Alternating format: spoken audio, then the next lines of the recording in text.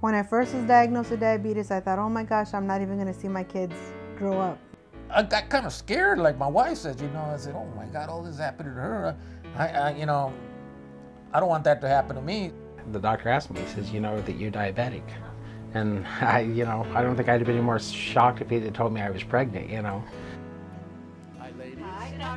It took great vision on the part of El Rio's chief clinical officer and staff to develop an innovative program that would become a national model for treating patients with type 2 diabetes.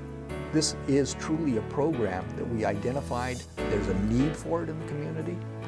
We said, let's do it, we're doing it, and we're doing it with a population, again, that really needs it.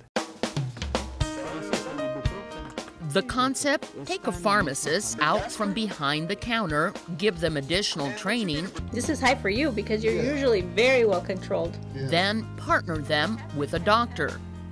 The harsh reality is that often a doctor has limited time to spend with each patient. With the El Rio pharmacy-based diabetes program, a specially trained pharmacist works together with the doctor to provide care. Clinical pharmacists are truly pharmacists that do residency programs, who are taught how to do physicals, who are taught how to examine patients. These are individuals who can prescribe medications, unlike regular pharmacists, and who work within our system working from protocols in order to be able to deliver direct services.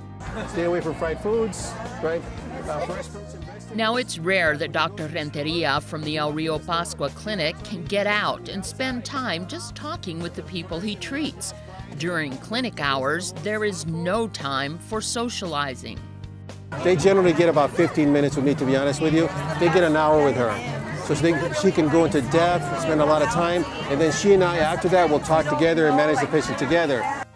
El Rio has 26 pharmacists. 5 are specially trained as clinical pharmacists.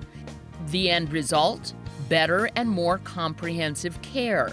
The positive feedback has been recognized in several national publications. And when you look at the success of this program, I think that there's some really fundamental basics that go with it.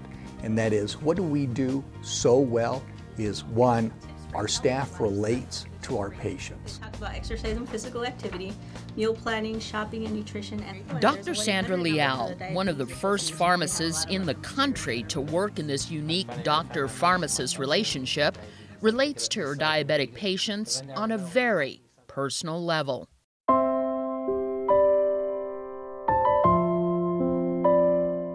I feel very sad that my father developed diabetes, and he was very well controlled when he died. But I think it was just a little bit too late. Like, I wish I would have had the opportunity to intervene much, much sooner.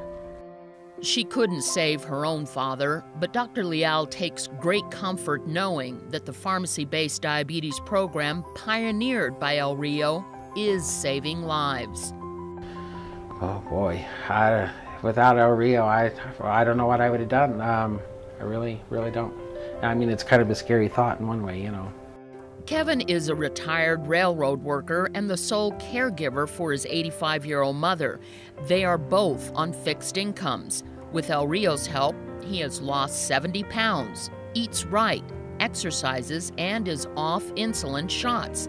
He says he must stay healthy, if not for himself, then for his mom, who was always there for him.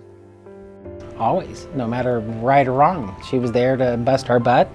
She was there for support, love, so that's the least I can do, very least I can do. Well, it takes us about 45 minutes to go up and down that road, by the casino. Mm-hmm. And for the Peñas, a husband and wife, both with type 2 diabetes, well, they too credit El Rio's pharmacy-based diabetes program for helping to save their lives. She asks me questions and she listens, and then she gives me a lot of feedback.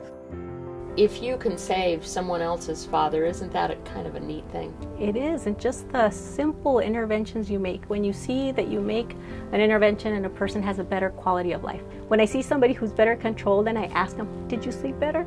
oh my gosh, I slept so much better. Even just that little simple change in their life is so much better. So they can function, they can play with their grandkids, they're not as tired, they're not as grouchy or fatigued. So I think that's just the immediate acute things that we address. Long term, when I see somebody who comes in with an amputation or they're on dialysis already, we know we could have prevented that. At a minimum, we could have delayed it. Who would imagine that an underserved, an uninsured population is receiving some of the best care there is in the nation, okay? And it's because, honestly, our donors, people step forward, they hear about this, we're able, fortunately, to show them the great outcomes and the articles that have been written to support this, and they know that it's the right thing, okay? It's that type of strength and passion then that comes from every donation to be able to help move things forward. Oh yeah. And for their part, the patients we talk with will honor that financial support by working hard to stay healthy. Looked him right in the face and I told him, I said, if it's possible to beat this, I said, I'll smash it. I said, I will beat it. I said, never give up. There's always going to be an open door up there, and the main thing, never fear. I thought either I couldn't be diabetic or I just wanted to die. And I just thought, well, wait a minute. I can have a good life if I take care of myself. And I think that's what people really need to realize. It's not a death sentence. Keep on walking, even when you stumble. Keep on walking, even when you fall. Keep on walking, even when you're nervous. Keep on walking, even when you stall.